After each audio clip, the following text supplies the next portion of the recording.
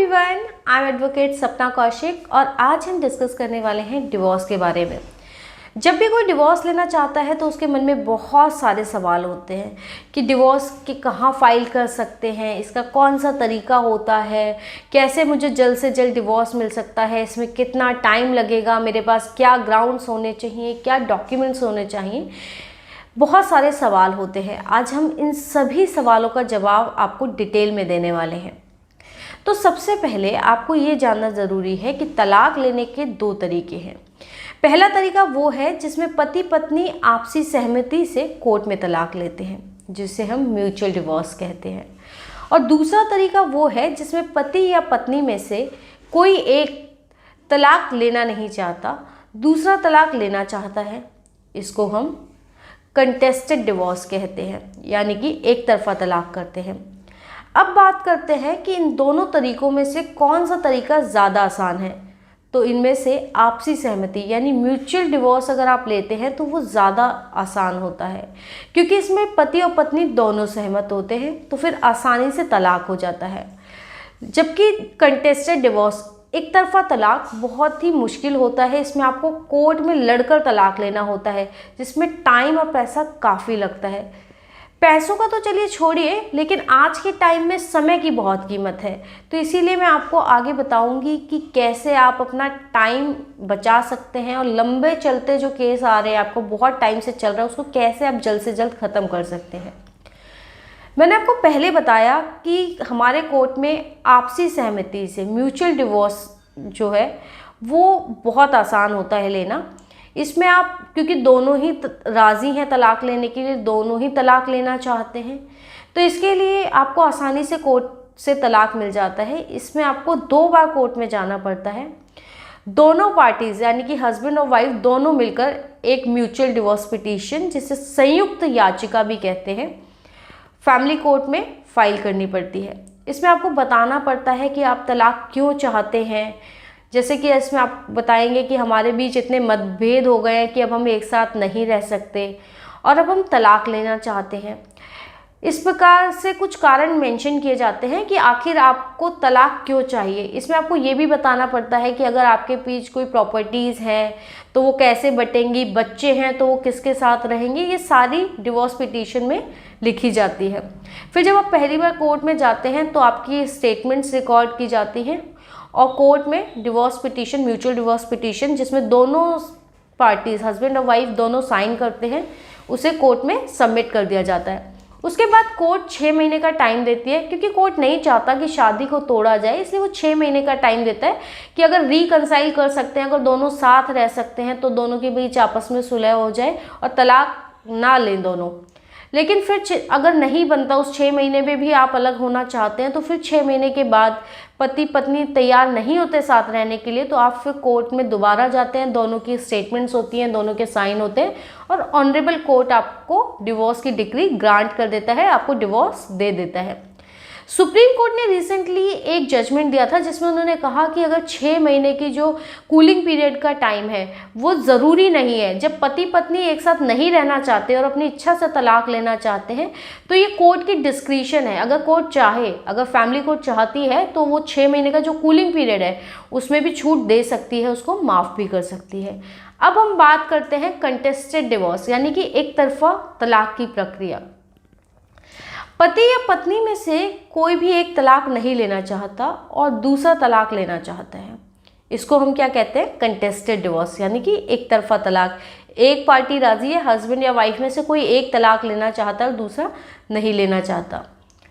अब इसमें हम बात करें कि इसमें आखिर परेशानी क्या आती है तलाक लेने में।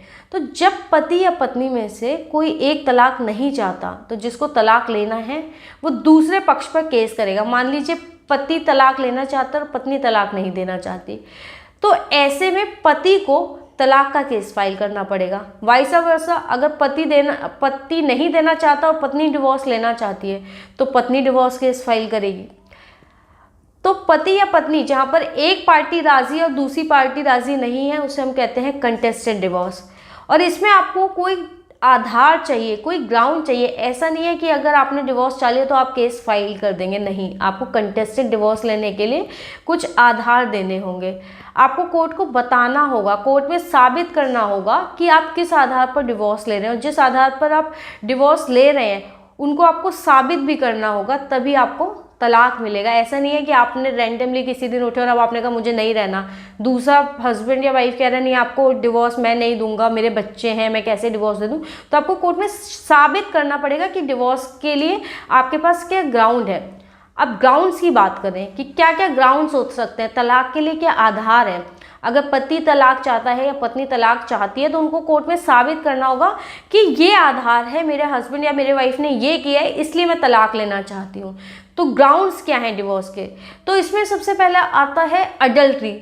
अडल्ट्री यानी कि व्यभिचार। अगर पति या पत्नी में से कोई भी एक व्यक्ति दूसरे को धोखा दे रहा है, किसी दूसरे व्यक्ति के साथ शादी के बाहर शारीरिक संबंध बना रहा है, व्यभिचार कर रहा है, तो इस ग्राउंड पर डिवोर्स मिल सकता है।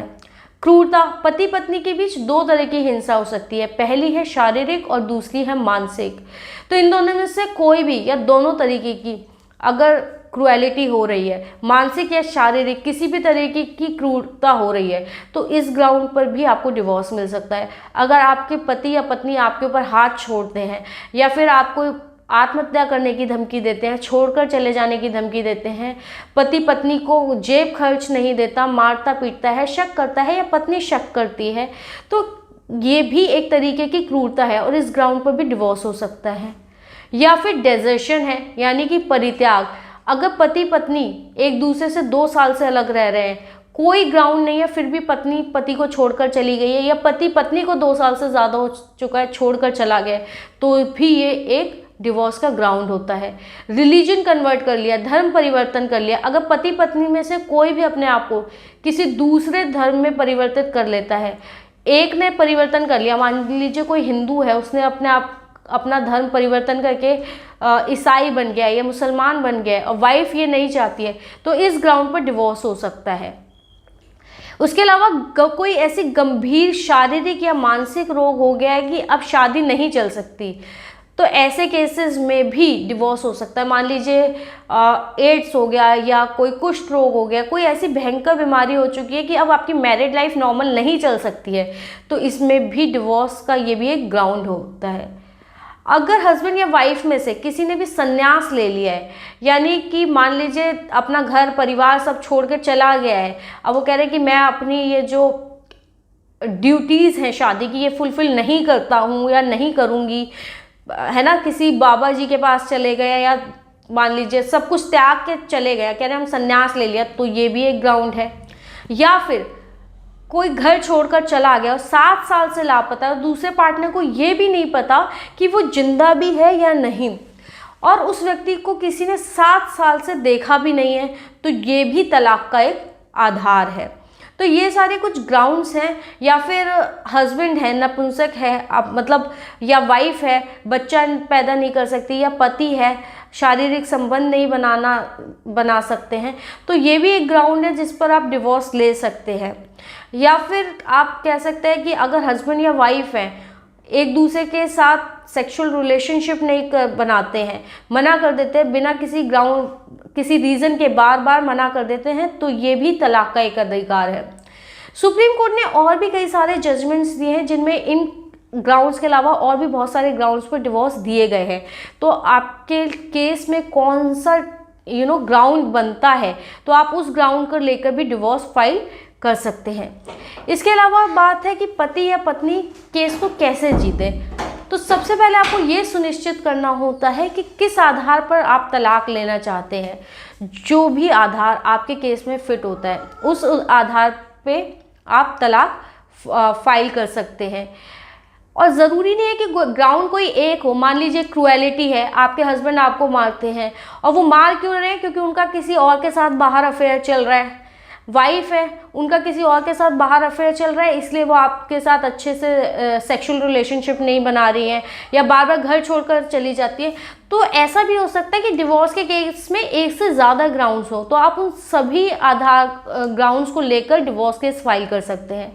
आप अपने केस में ज़्यादा से ज़्यादा एविडेंस कलेक्ट करिए, क्योंकि अगर आपके पास ज़्यादा से ज़्यादा एविडेंस होंगे तो इससे आपका केस मजबूत होगा और आप अपना केस जीत पाएंगे। तो आपको केस जीतने के लिए क्या करना है, ग्राउंड सबसे पहले बहुत अच्छे से सेलेक्ट करना है, और ज़रूरी नहीं है कि एक ही ग्राउंड आप ले सकते हैं, आप कितने भी ग्राउंड्स ले सकते हैं। उसके लिए ज़्यादा से ज़्यादा एविडेंस कलेक्ट करें, क्योंकि जितने एविडेंस होंगे उतना ही आपका केस मजबूत होगा, आपके अपने ग्राउंड्स को कोर्ट में स्टैब्लिश कर पाएंगे। फिर है कि डिवोर्स पेपर्स में कैसे, बहुत सारे लोगों का सवाल आता है कि हम अपने डिवोर्स पेपर्स कैसे बनवाएं या क्या लिखें। तो बहुत इंपॉर्टेंट पार्ट होता है, इसलिए इसको आपको सावधानी से अपने डिवोर्स पेपर्स बनवाने चाहिए। उसमें सारी चीज़ें, हस्बैंड का या वाइफ का जो नाम है वो ठीक होना चाहिए, कास्ट, कब शादी हुई थी, कब से अलग रह रहे, ये सारी चीज़ें आपको अपनी डिवोर्स पिटीशन में फाइल करनी चाहिए। आपको ग्राउंड्स भी बहुत अच्छे से लिखने हैं, और जो अगर कोई कॉम्प्रोमाइज़ हो रहा है, मान लीजिए आपका म्यूचुअल डिवोर्स है, तो आप इसमें ये बताएं कि आपके एलुमनी का जो अमाउंट है वो कितना हुआ है, ताकि ऐसा ना हो कल को वाइफ फिर से आ जाए। आप अपने बच्चों को कितना अमाउंट देंगे, वाइफ के नाम पे कितना होगा, बच्चे के नाम पे कितना होगा, जितनी भी सारी आपकी इंपॉर्टेंट इन्फॉर्मेशन है वो सारी चीज़ें आपको अपनी डिवोर्स पिटीशन में फाइल करनी चाहिए, क्योंकि ये दोनों ही पक्षों के लिए सही है कि डिवोर्स में सारी बातें साफ साफ लिख दें, ताकि कल को कोई प्रॉब्लम ना आए। सारी चीज़ें क्लियर होनी चाहिए कि बच्चे किसके पास रहेंगे, प्रॉपर्टी किसके नाम पे रहेगी, कौन सी प्रॉपर्टी किसको मिलेगी, सारी चीज़ें टर्म एंड कंडीशन एकदम क्लियर होनी चाहिए। दूसरी बात होती है, अक्सर लोगों का सवाल आता है कि तलाक कितने टाइम में हो जाएगा। तो देखिए, जब भी आप म्यूचुअल डिवोर्स लेते हैं तो वो 6 महीने में मैक्सिमम उसमें लगता है, 6 महीने में डिवोर्स पिटीशन आपकी कोर्ट से आपको डिवोर्स डिक्री मिल जाएगी। जब भी आप डिवोर्स पिटीशन फाइल करते हैं फर्स्ट म्यूचुअल डिवोर्स में, तो आप फर्स्ट मोशन फाइल करते हैं, उसके बाद कोर्ट आपको 6 महीने का टाइम देती है। सुप्रीम कोर्ट के कई जजमेंट्स हैं कि 6 महीने का टाइम कंपलसरी नहीं है, लेकिन ये कोर्ट की डिस्क्रिशन होती है कि वो 6 महीने का जो कूलिंग पीरियड है उसको माफ़ करे या ना करे।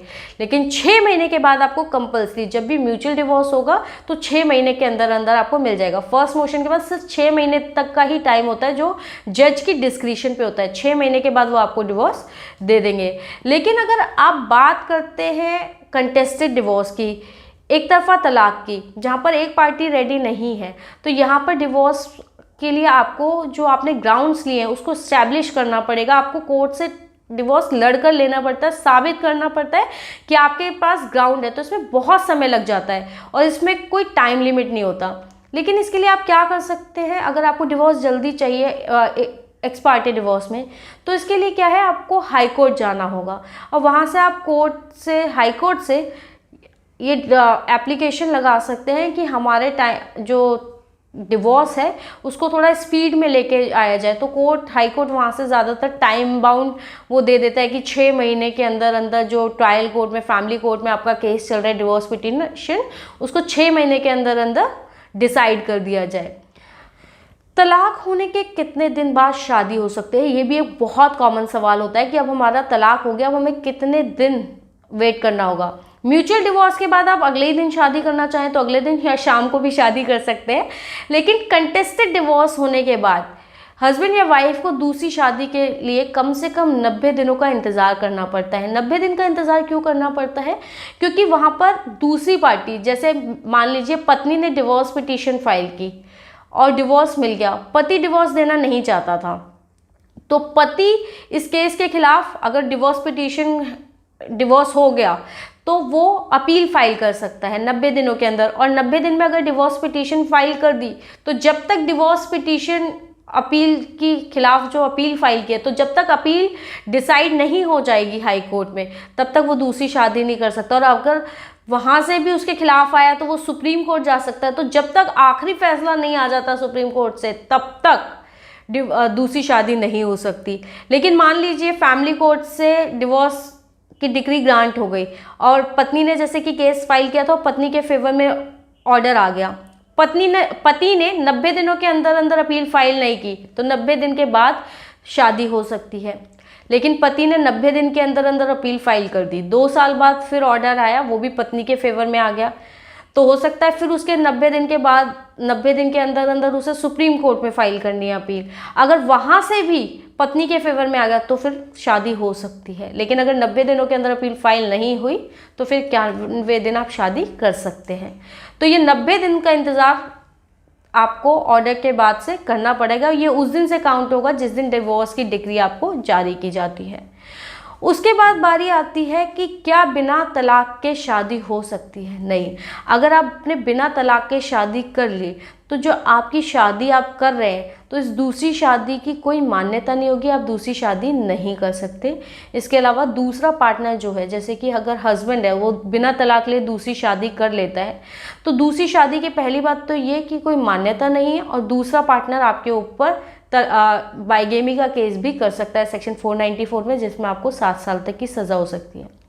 फिर सवाल आता है कि तलाक के लिए कौन कौन से कागज़ चाहिए, कौन कौन से डॉक्यूमेंट्स चाहिए। इसमें आपको मैरिज सर्टिफिकेट चाहिए, शादी की फ़ोटो चाहिए, या कोई दूसरा डॉक्यूमेंट चाहिए, शादी का कार्ड चाहिए, आइडेंटिटी कार्ड चाहिए, जैसे कि आपका आधार कार्ड हो सकता है, वोटर आईडी कार्ड हो सकता है, और पासपोर्ट साइज़ फ़ोटोग्राफ्स भी चाहिए। इसके अलावा बात ये आती है कि इसमें कितना पैसा लगता है, वकील कितना पैसा ले सकता है। तो वकील की फ़ीस अलग अलग होती है। जैसे कि आप किसी डॉक्टर के पास जाते हैं तो किसी डॉक्टर की फ़ीस 500 होती है और किसी डॉक्टर की 1000 रुपये होती है। तो इसी तरीके से हर वकील की फ़ीस होती है, वो हज़ारों से लेकर लाखों रुपये तक जाती है। तो वो डिपेंड करता है कि आप किस लॉयर के पास जा रहे हैं। लेकिन आप हमेशा कोशिश करें कि आप उस वकील के पास जाएँ जो भले ही फ़ीस थोड़ी ज़्यादा ले लेकिन आपका केस अच्छे से लड़े। आपको ये वीडियो कैसा लगा और आप किन और मुद्दों पर वीडियोस चाहते हैं, प्लीज़ कमेंट सेक्शन में बताइए। धन्यवाद।